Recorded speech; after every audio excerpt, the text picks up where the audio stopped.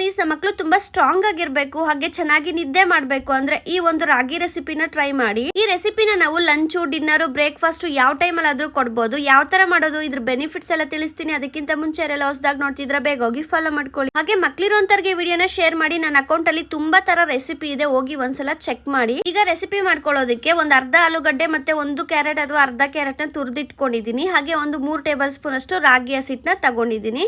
ಈಗ ಒಂದು ಪ್ಯಾನ್ ಇಟ್ಕೊಂಡು 1 ಟೇಬಲ್ ಸ್ಪೂನ್ ಅಷ್ಟು ತುಪ್ಪನ ಹಾಕೊಂಡು ಇವಾಗ ಅದಕ್ಕೆ ತುರಿದಿರೋ ಅಂತ ಆಲೂಗಡ್ಡೆ ಮತ್ತೆ ಕ್ಯಾರೆಟ್ ನು ಕೂಡ ಸೇರಿಸ್ಕೊಂಡು ಚೆನ್ನಾಗಿ ಫ್ರೈ ಮಾಡ್ಕೊಳ್ಳಿ 1 ನಿಮಿಷದವರೆಗೂ. ಕ್ಯಾರೆಟ್ ಮತ್ತೆ ಆಲೂಗಡ್ಡೆ ಕೂಡ ತುಂಬಾನೇ ಒಳ್ಳೇದು. ಆಲೂಗಡ್ಡೆ ಮಕ್ಕಳು ಕೊಡೋದ್ರಿಂದ ವೇಟ್ ಗೇನ್ ತುಂಬಾ ಚೆನ್ನಾಗುತ್ತೆ. ಈಗ ಫ್ರೈ ಮಾಡ್ಕೊಂಡಾದ್ಮೇಲೆ ಅದು ಬೇಯೋದಕ್ಕೆ ಎಷ್ಟು ನೀರ್ ಬೇಕೋ ಅಷ್ಟು ನೀರ್ನ ಹಾಕ್ಬಿಟ್ಟು ಕ್ಯಾರೆಟ್ ಮತ್ತೆ ಆಲೂಗಡ್ಡೆ ಚೆನ್ನಾಗಿ ಬೇಯೋವರೆಗೂ ಬೇಯಿಸ್ಕೊಳ್ಳಿ. ಸ್ವಲ್ಪ ಬೇಗನೆ ಬೆಂದೋಗ್ಬಿಡುತ್ತೆ, ಯಾಕಂದ್ರೆ ತುರ್ದಿಟ್ಟಿದೀವಲ್ಲ ಅದಕ್ಕೇನೆ. ಈ ಕಡೆ ಇವಾಗ ರಾಗಿ ಹಸಿಟ್ಟು ನಿಮ್ ಪಾಪು ಎಷ್ಟು ತಿನ್ನುತ್ತೆ ಅಂತ ನೋಡ್ಕೊಂಡು ಅಷ್ಟು ರಾಗಿ ಹಸಿಟ್ಟನ್ನ ತಗೊಂಡು ಒಂದು ಕಪ್ಪಲ್ಲಿ ತಣ್ಣೀರಲ್ಲಿ ಚೆನ್ನಾಗಿ ಕಲ್ಸ್ಕೊಳ್ಳಿ. ಈ ತರ ಮಾಡೋದ್ರಿಂದ ಯಾವುದೇ ತರ ಗಂಟು ಇಲ್ದಂಗೆ ಬರುತ್ತೆ.